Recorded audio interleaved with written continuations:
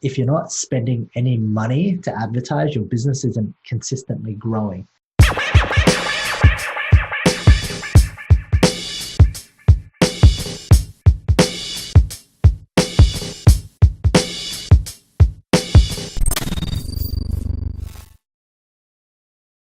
Today's banter. So yesterday you mentioned a very interesting statement about you spending quite a lot of money with Mr. Zuckerberg, and I thought I would dive a little bit deeper into that. Spending over $1 million on advertising and on Facebook ads. And I want to give the audience and I want to get to know a little bit about the mistakes that you've made. For sure. What you would do differently if you could turn back time. Yeah, funnily enough, Mr. Zuckerberg hasn't been very kind to us lately. I think ever since the good old Facebook glitch last week, some of the campaigns aren't performing as well, and I think we'll talk about that. But let's dive into it. Why is advertising even important? And most fitness coaches that try to advertise spend a little bit of money and then it doesn't work for them.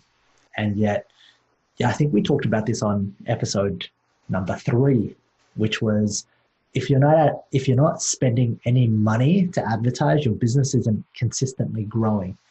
But further to that, we spoke about the fact that you have to have a program that builds referrals on its own, and then you can use advertising to amplify. So, Kez, I don't know. What do you want to know? You've seen the advertising. You've seen some of the stuff. What's the juice? What have you noticed in some of the advertising campaigns? I know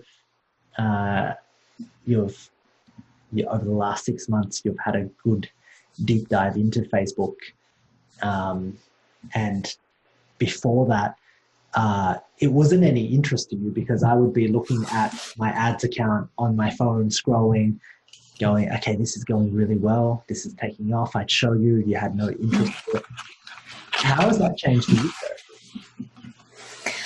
I think the first thing I would say is that until you are a user of ad accounts and ads and running them, you'll always be a consumer, which means that I've always been on the other side of consuming ads. And I would say naturally I have a very analytical brain, so I love breaking things down, even just to study myself of why I've clicked on an ad when I'm a very skeptical person and I'd never click on ads. But somehow, maybe because I've seen it 20 times, that okay, I'm just gonna click on it and see where it goes. Yeah. So I think that until you're actually in the game, you'll always be on the other side of the game. Cool. But what I've seen over the last 6 months in particular with fitness is that it is bloody saturated, and that because I specifically work with our clients for fitness, I get every single fitness ad you can ever think of. And from apps to meal delivery to we have Marley Spoon here, HelloFresh, every form of weight loss, fitness, it is a very, very saturated market. Yeah. What's really, really interesting is, one of my biggest lessons earlier on was that you needed to really understand the end consumer. Okay. And what I didn't do well was I started to use templates, and I remember, modeling templates and copying, and I would see what were really good ads. I would begin to model them, but I didn't reverse engineer what I wanted to happen. And I started out with the ad, and so I would get a lot of leads, but I didn't actually reverse engineer who I wanted to work with, what type of client. And this is what we're talking about yesterday. What got you here is going to get you to that next level. And most people don't actually think about who they want to work with, how much they want to get paid. What is this type of client? Are they an action taker? Are they not an action taker? Are they willing to be kept accountable? And this was the biggest mistake that I made first, which is why ads kind of never worked with me, because I would get a lot of leads, like a lot of leads, because getting leads isn't hard. You know, if you go, hey, I'll give you a free 7-day challenge, you get leads, and then what do you do next? You know, so I don't think a lot of people have trouble getting leads and setting up ads. A lot of people have trouble because they actually don't know what they want. I think we're going to start off with this, and this was the biggest mistake I had made, because I didn't know what I wanted or who I wanted to work with. And because I didn't know who, I could never bring them in. I could just bring in a whole bunch of random people, so my message would never connect. When you mean you couldn't bring them in, was it that they go into the funnel, they don't opt in, or that they don't understand what you're selling versus Correct. Price comparisons, things like that? Yeah. They wouldn't be able to convert. Okay, because most people don't have an advertising problem; they have a conversion issue. Okay, and there's one big mistake that I made along the way, which was, whenever I used to run ads in 2014 and 15 for PB City, I would run 7-day challenges into a Facebook group. That would be okay, and then I would have to convert them by getting them onto phone sales and then convert them into higher end clients, and that was all well and good. But as I started to learn that, okay, well, this seems to be a laborious way to convert clients, because once again, trading time for money. How do I automate this system so that I can skip the 7-day challenge, so that I can get clients to come, apply, raise their hand, and actually have a conversation and see me as the most trusted advisor? And I think I didn't learn this for a long time, so ads never worked out. And if there's one big mistake that a lot of people make, they don't think about the end person in mind. Who do they want? What type of person do they want to work with? How much are they going to get paid for it? And then who can they help? So if you want ads to work for you, and this was a big breakthrough that I made, it was actually not so much the ad, it was the conversion to getting somebody to see me as different. Okay? Because if they weren't seeing me as different, they were thinking that I was a commodity. Like, why would I work with you, Lynn, if I can just Google this? Okay? And that's free. Google is like the ultimate form of information being commoditized. Why would I work with you when I can download a free program off bodybuilding.com? Why would I work with you if I can just go and use an app for $1.99? Why do I need to work with you because of X, Y, and Z? And so this right here is the biggest problem that I faced, and it's the biggest problem that fitness and personal trainers face. And the biggest piece of the puzzle was that when we talked about in episode 4, we talked about the evolution of a personal trainer to being a coach. And I think this is right here a big example that you can't sell personal trainer and fitness online. I'm going to say that again. That was a big thing that I learned. I can't sell fitness online and expect to get paid high end to work with high end clients. I can sell fitness if I'm thinking about putting together a $10 membership site. But the volatility of that and the amount of runway that I have selling at $10 is not very long. And why I talk about runway is because, cool, you might be able to set up a $10 membership site, grow your followers to 500,000 followers, and that seems to be the fitness model, selling fitness, commoditized information. But how long is that going to work for until your next competitor comes in to drive the price down, only for your members to actually churn? And I didn't want to run a business with a short runway. I wanted to build something with a longer runway. Okay, so that's Can I also just paint a landscape that I've seen over the past 2-3 years? The first thing that I noticed with the fitness trend was everybody was bringing out ebooks and a program that is just 4 pages with 4 weeks of a program. And then from there, that kind of evolved into a membership site where the program itself is on a website, right? And then from there, now that I see you also lowering your desk.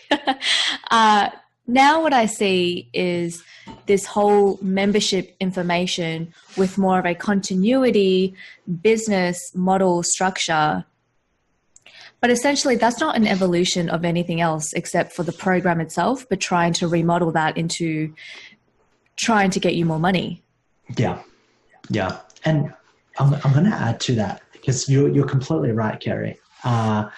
We look at fitness, and I'm sure you can add to this, but right now we look at the runway, and you got to pretend like you got this car. How long can this vehicle drive on for before you actually have to get onto a new road, and then you have to always adapt and then evolve. So you don't actually get to grow your business and go deeper into your business. Whenever you set something up like a membership site or an app, you might get 100 people on only for it to not work anymore because somebody else can come in, launch cheaper apps, free apps, all sorts of that stuff. And we're seeing that with the Sweat app. We're seeing Kayla Ritzien's create Netflix of apps. So why would somebody pay you $20, $40, $100 a month for your membership site when they can actually pay $9.97 and get the Netflix of the entire thing? That just means that's a race to zero. Like that. Exactly. That doesn't look like a viable business model to me, and that's why I never pursued the low end shit. You know what I mean? But can I also say that these apps are actually really good. So Lynn and I do a lot of research into apps and what is actually out there in the market for our knowledge, and that we want to keep expanding and understanding what this evolution looks like. And these apps are really, really great.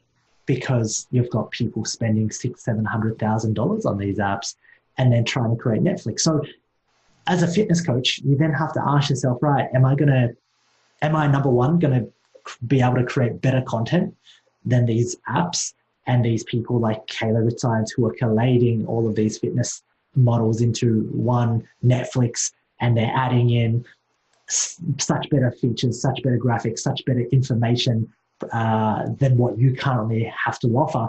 It just doesn't make sense, which means right now information is being commoditized. So this then stems to the argument that here's the problem. When you sell fitness apps and membership sites, and I'm going to go MS for membership sites, you can charge $20 a month, but this then becomes a quick race down to zero.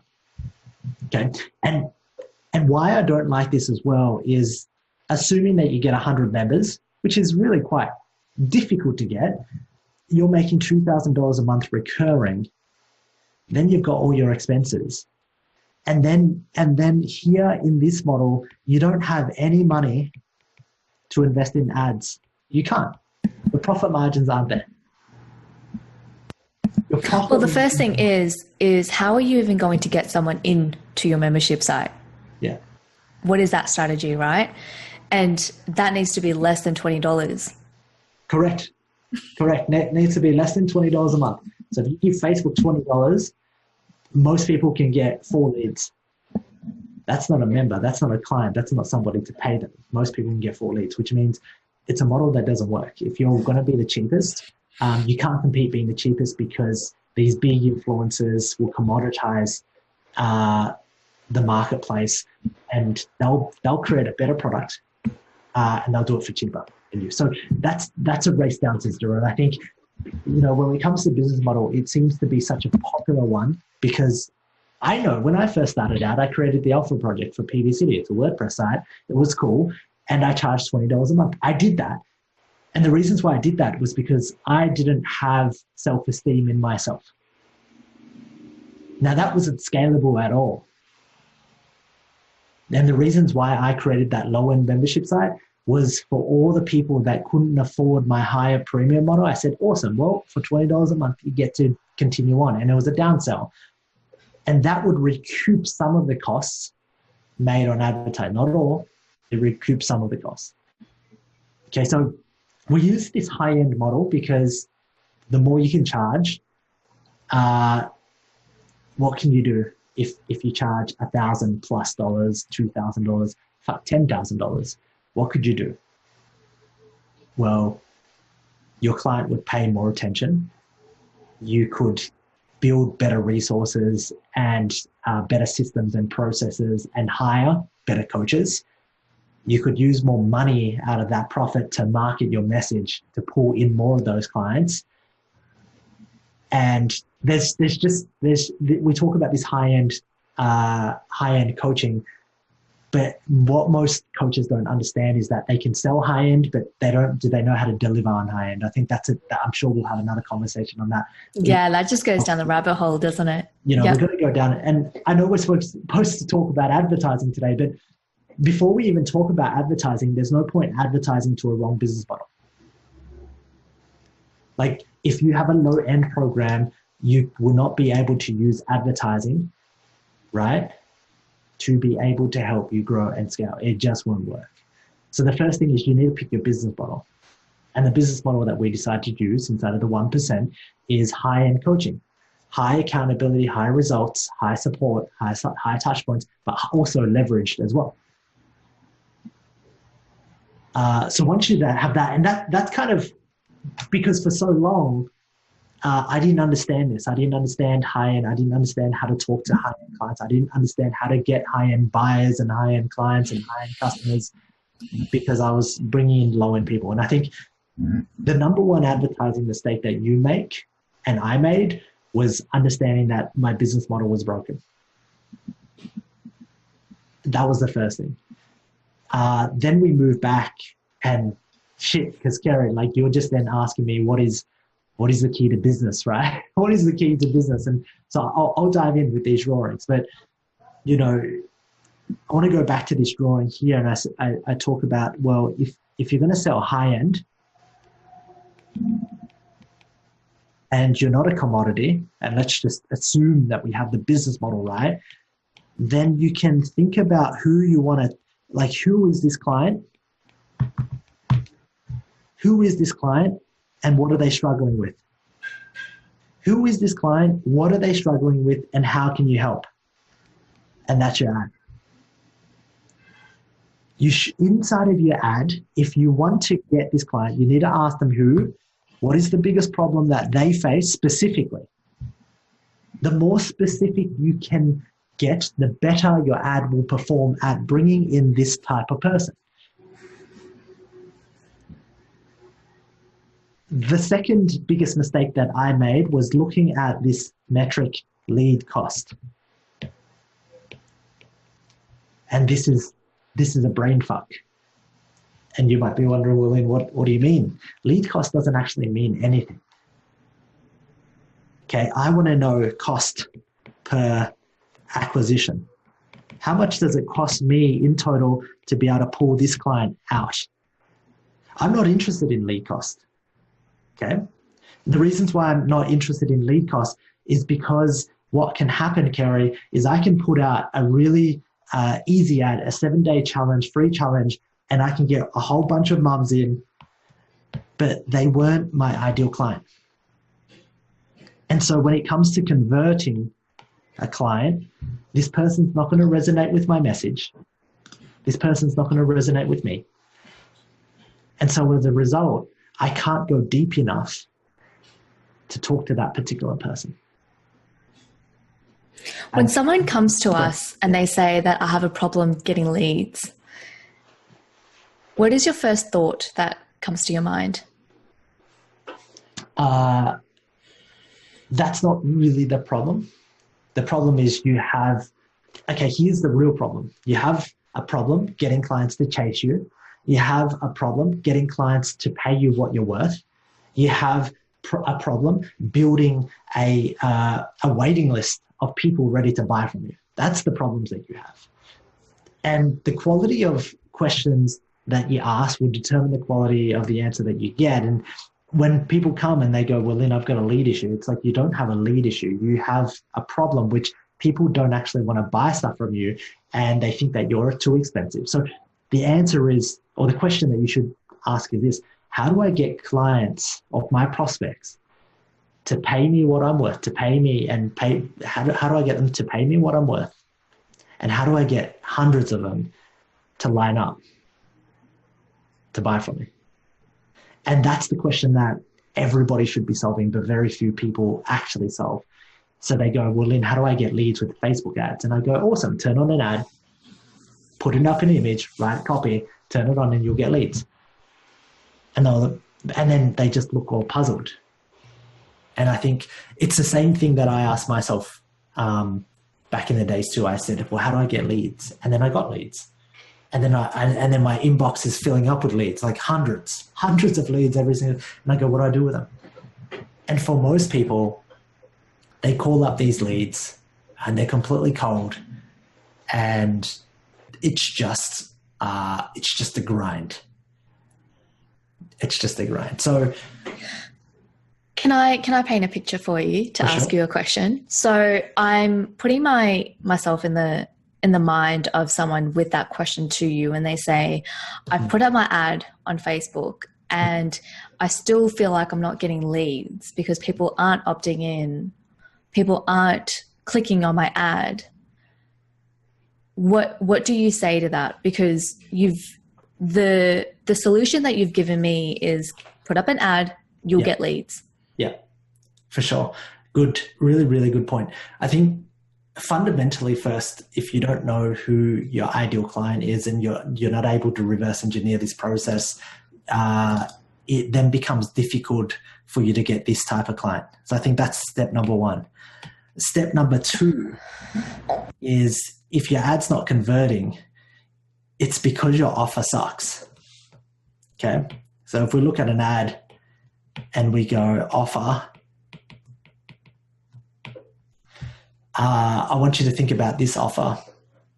I'm looking at giving 10 entrepreneurs 10 new Lamborghini Aventadors valued at $5.5 million. All you need to do is enter your name, email address, and send me your address, and you'll have one tomorrow morning at your house at 9 a.m. Okay, that's an example of an exaggerated offer. And then put that ad out with a Lamborghini. This is not a Lamborghini. Okay, put this ad out and see how many leads you get. That's the first thing. So it comes down to your offer, and it sucks. And most people don't know how to craft a good offer. Okay. So this offer here is the offer of giving somebody a Lamborghini, right? So when it comes to selling fitness, what could you offer your prospects such that they want to, you call them out. Notice that with the Lamborghini offer, I said, hey, I'm looking for 10 entrepreneurs. You have to be an entrepreneur. You have to make X amount. You can put all those things, enter your name, email address, and then this is what's going to happen next. For a lot of fitness coaches, they don't know how to craft an offer. So they go, what do you see mostly online inside of Facebook with their offers? Do you want to get fit? Yeah. Do you want to join my 28-day program or 28-day program? Great. Like that just means there's a lot of competition. So how do you actually craft an offer with your message and then tell somebody to opt in? And you look at an offer like, hey, I'm going to teach you everything that you need to know this year I'm going to teach you everything you need to know regarding mindset, regarding nutrition, and regarding training, and then come in for that. And that seems to be a very good offer. I'm going to show you, I'm going to give you my whole week's worth of training and nutrition, right? And mindset as well. I'm going to show you how to do X, Y, and Z. And it has to be specific to their number one problem that they want to solve. And that's what I'm trying to tailor. So this then goes back into figuring out who you're talking to. Exactly. Yeah. So if you're talking to a mum, you need to go, well, what's her biggest problem? And her biggest problem is probably time. And so what you can do is you can give her, or you can educate her on how she can get back 4 hours back in her day whilst getting fit. And then you show her how to do it, right? Then you have to look at dads, or then you have to look at entrepreneurs, or you have to look at whoever you're talking to. You have to know their pain, and then your offer then paints a solution to fix it. And that's a hard skill. It's much easier, Kerry, to put out, hey, I've got a 28-day challenge for mums, versus, hey, mum, you're experiencing, this is your biggest problem, let me help you with it. Because one end of the spectrum requires you to do a lot of research. The other end of the spectrum, guess what, doesn't. You just put it out there, mums come, and then you go, well, why don't mums buy from me?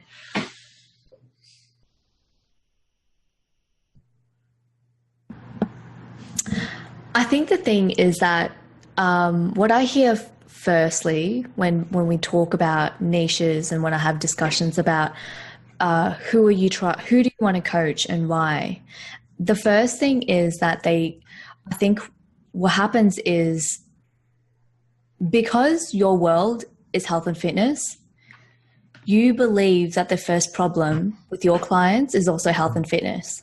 Mm. Because that is the only lens that you see them in, because they've come to you inside of the gym to health and fitness for an hour. Correct. But outside of that hour, they have a host of problems. Mm-hmm. And it's about really understanding that person and knowing what that problem is, of why do they actually even want health and fitness? Yeah. That's a really good point that you make there. People, so here's the biggest problem that I made as well. I kept trying to sell my product, but I didn't actually take my lens out from me and then put the lens on what my ideal client was facing, their problems, their fears, their insecurities, their doubts, their desires, and actually go, hey, I know you're experiencing all of this. I bet you've tried X, Y, and Z. I know you're struggling with this. As a result of struggling with more weight in your life, less energy, here's how it's affecting your family. Here's how it's affecting you at work. Here's how it's affecting you at X, Y, and Z. And I get it and I understand you. And we've been there, and this is what I do. So if you want to have more energy, more vitality, there are 4 things that you need to do. Click here. I'll show you the 4 things. I've used this method on thousands of guys, hundreds of guys, tens guys, and I want to help you get this result as well. And I never used to write copy that way. I never used to write my ad copy that way, because I was always like, well, how do I sell somebody my product? And understand that nobody wants to buy your product. Everyone wants to buy solutions to their problems. So, especially with advertising, the third mistake I made was not writing in their language, but I wrote in mine.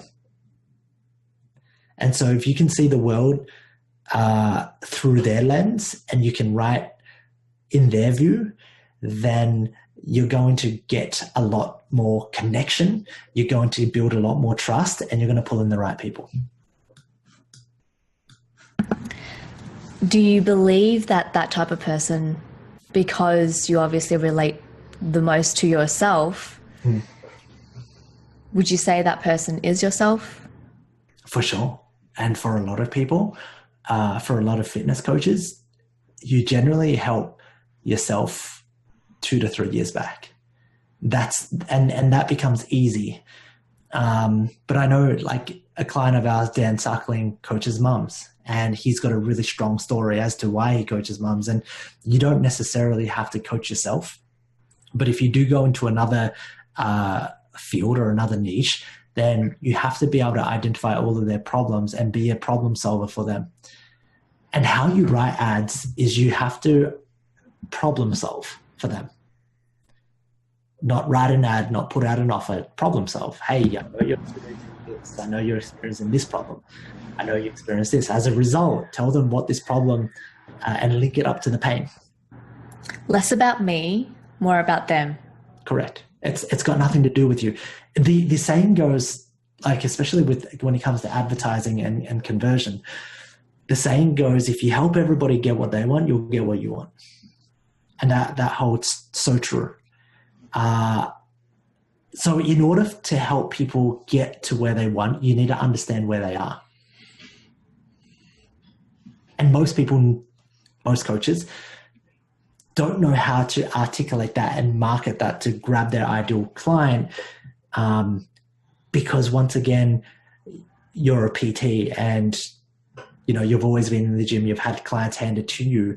And I think this is where you put your big boy pants on and you go, okay, cool. If I'm going to grow a business, these are the skills that I'm going to need to acquire, essentially. It's such an important, undervalued skill, but it's the one that allows you to grow and scale. Put $1 into advertising, pull $4 back out. And I really see a difference between the more practice that our clients get, the more that I can see their message. Yeah. And what I mean by that is I try really, really hard to put myself in their prospects' eyes. And a lot of the times when I do start reading their copies, a lot of that is about them, not about my pain. And the more that they draw out my pain, the more I'm like, I get it. Connected. Yeah, I get it. Like I would click on this. Yeah, for sure. 100% and 10%. I think, and here's the other thing, Kerry, the only reasons why I've gotten so good at this is because I have played on the field with my own money, writing and putting in reps, and then sacrificing money to then speed up the pressure in order for me to get better quickly. And it's not a skill that I can tell you how to get exponentially better. It's use your own money. Because you can practice writing all day, but until you test it and until you see what the marketplace wants, you won't be able to validate truly whether or not it was good or bad. You can just go, well, this could have been good. Whereas every time I write a piece of ad, 7 out of 10 times it goes on to work amazingly well. 3 out of 10, it just doesn't work all the time.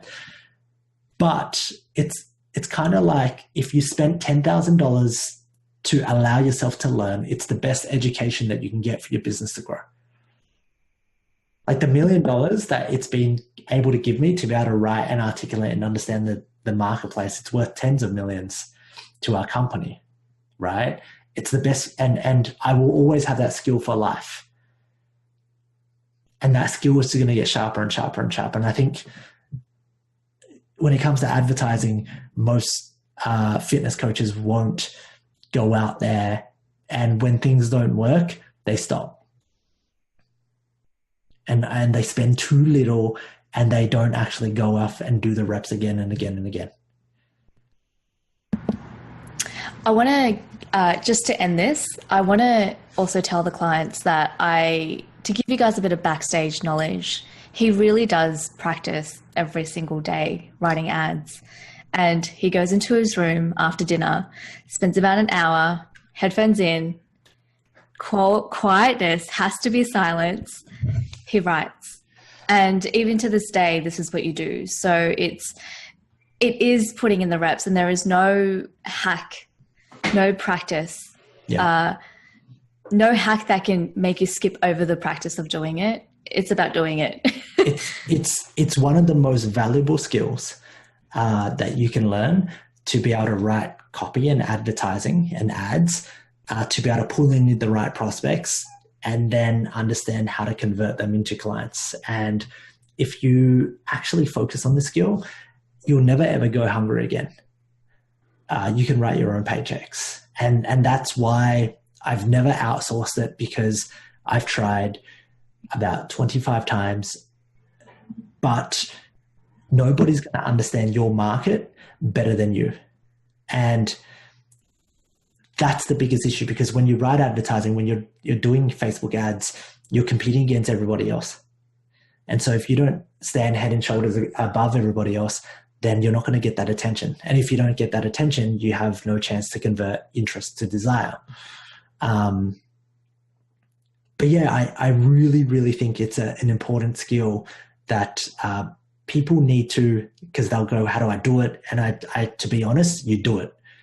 and you take on the tips of writing in not your shoes, but your prospect shoes. And then you solve problems. Like you identify the problems and you identify a solution and you identify how you can help them. I just had a really great analogy that came to mind. And it's about the skill of a squat. And how do you get better at it? You do it. Yeah. And you do more reps. Except I wanted to add more specificity in that, because for me, the moment that it changed with my squat was the moment that I filmed myself. Yeah. Right? The perspective of not me as me, but me watching myself from the other side. Correct. From a different perspective, because you're seeing different things. And if you want to get good at this skill, I guarantee you need to practice first. It's going to suck. You're going to suck at it. You're going to hate it because you lose. And at the end of the day, guess what? What else is happening? You're losing money. And when you're losing money and you're losing, it doesn't feel too good. So you want to stop. But if you do stop, you'll never get good at this. And that's the difference between, you know, all the results that we post up and we see tons and tons of people and getting such good results. It's because they're getting better at this skill. And at the end of the day, if you want the results and if you want ideal clients and if you want clients to pay you high end, you have to attract them. And this is the very first step. Awesome. We'll be back tomorrow with more secrets of the online coach. And if you do have any requests of Lynn's previous mistakes, past experiences, just comment down below. Plenty of mistakes. I'm more than happy to open the can of worms for you guys. Mistakes, body mistakes, business mistakes, family mistakes. There are tons. All right. Absolutely. Bye, guys.